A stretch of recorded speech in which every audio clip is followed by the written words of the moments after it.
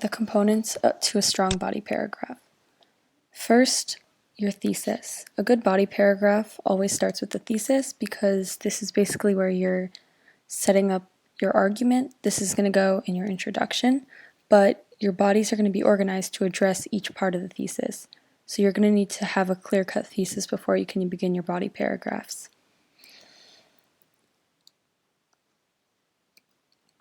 Here is a thesis for a question. The question was open-ended. It was, what is something that was underrated? And this paragraph is about, this essay is about how Marvel is overrated. So the thesis is, because of their profit-focused approach to adapting comic books, Marvel makes movies with nearly the same exact plotline, failing to meet the expectations of the original fans and controlling an industry that should be dominated by DC Comics.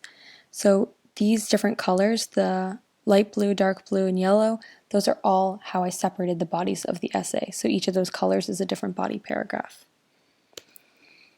So we're going to start with a topic sentence. The topic sentence needs to express the main idea of the paragraph. You're going to be kind of elaborating on on the point that you introduced in your thesis and give a clear indication as to what you're discussing. You need to make sure that you don't just restate what you said in your thesis, but that you elaborate on it and start to introduce your argument for the paragraph. And then every sentence after your topic sentence, that's where you're going to start elaborating, and each of those sentences is going to be new information. This is just how you introduce the main idea. This is, the example that I'm going to give is for the thesis that we saw on the other slide, but this is the part of the thesis that this paragraph is going to be addressing. It's because of their profit-focused approach to adapting comic books. So it's going to be talking about how Marvel only wants money, basically, and they're focused on the profit. So the topic sentence would be, while superheroes may have once only occupied the pages of comic books, these characters have formed an industry of their own, selling everything from clothing and merchandise to starring in their own TV and commercials and partnering with big brands. So this is a lot more specific than the point I made in my thesis, because I just made the general point that it's about money in the thesis, but here I'm really breaking that down because the main idea of the paragraph is going to be more specifically like how they make money. And in that way, I've made sure to connect the topic sentence back to the thesis, but not just restate it. After that is going to be your supporting sentences, which are basically this is where you're going to really explain your argument. You want them to be complex enough so that they don't just kind of reword the topic sentence, and they need to flow well into your evidence. So the evidence is a really big part of your essay, your body paragraph, so that you're going to want that to be the supporting sentences to lead into that well. And every sentence after your topic sentence, you should be providing more information or elaborating on the point. So here are some of the supporting sentences for that example that I gave. The first name that comes to mind when thinking of superhero movies is easily Marvel, specifically after their release of Endgame this year, which is, as of recently, the highest grossing movie to ever hit theaters. Marvel is part of the monopoly that is Disney, one that is more interested in making money than giving the comic book characters justice when they adapt their stories into movies. So here I'm just giving more information. I'm breaking down that point about money. This isn't my evidence, it's just kind of me giving some background information. And then this blue section, that's where you can see that I'm clearly relating it back to the thesis and back to the topic sentence. I don't want to lose sight of the point that you're trying to make. So here I'm really elaborating on that. And while the topic sentence introduced it, this is the part where I'm really explaining and making my argument. So here we have the evidence. Evidence can be in a quotation, it can be paraphrased in certain cases, depending on your essay. It can be a personal experience, but really choosing the right piece of evidence is important in strengthening your body because you want to make sure that your evidence proves your point, doesn't just restate it. You don't want the evidence to simply be a sentence that says Marvel only cares about money. There would be no room for analysis in something like that. Something that can strengthen your evidence is embedding your quotes. So instead of just kind of plopping your quotes in, you can kind of make them, you can like incorporate something like this. The author writes, and then your quote. Or this is shown when blank character says, yeah, and then like continue on with the quote. So that would be a way to embed the quote and to make them flow more easily. This is on the bottom is the example of the evidence that I used in my paragraph. It wasn't a quotation, it was just an example, so you would say this is being paraphrased. Just recently, Disney decided to rediscuss the rights to Spider-Man, a character that they have co-owned with Sony, so that he can make cameos in Marvel movies but still have his own independent films in Sony. You want to make sure that, I cut that part out, but you do want to make sure that especially if you're coming from your evidence is coming from a book or any really text, you want to make sure that you're introducing that text somewhere, especially when most of your essays are going to be about books and about analyzing books.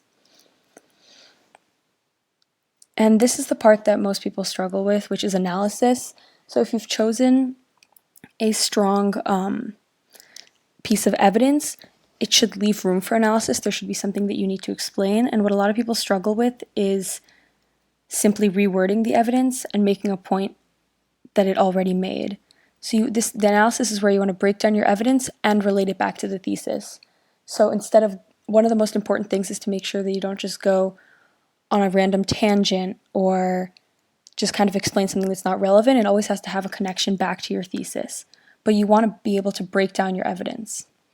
Here are a couple questions you can ask yourself to try to make a strong analysis. How does this evidence relate to my point? How does it relate to my thesis? What is the author really trying to say here? This is the point when you really want to be reading in between the lines. What does this show the audience about whatever topic you're discussing?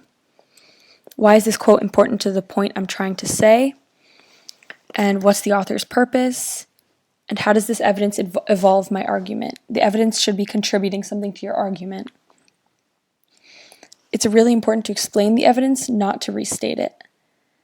For example, here's my analysis with that paragraph that I was giving an example of. Spider-Man was set to appear in 3 more movies, but Marvel decided to negotiate because Sony made more profit off the character than Marvel, seeing as he could only appear in Marvel movies as a secondary character. Marvel renegotiated a deal made years ago, jeopardizing a plan for 3 Spider-Man movies, all starring Tom Holland, just for a profit. This is the part when I'm really breaking down the evidence. The evidence was just that Marvel was negotiating this deal about this Spider-Man movie. And now I'm reading between the lines and saying the fact that they negotiated this means that they jeopardized a plan for 3 Spider-Man movies. This is an inference. It's what I'm taking from the evidence. I'm saying, why is this evidence important to my argument? Because it shows that Marvel is jeopardizing movies.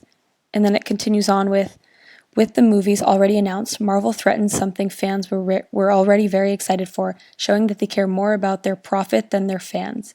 This is another point, this second part in blue, where I connect back to the thesis. Because if you remember the original thesis, the overarching point I'm making is that nothing that Marvel is doing is good for their fans. And here I'm connecting it back to that, which is kind of giving the entire essay, it's keeping it all together, which is really important. And then it continues on with Disney is a monopoly in that it is slowly buying out smaller businesses in the entertainment industry, meaning it has nearly full control over the industry and is cornering every aspect of the movie market.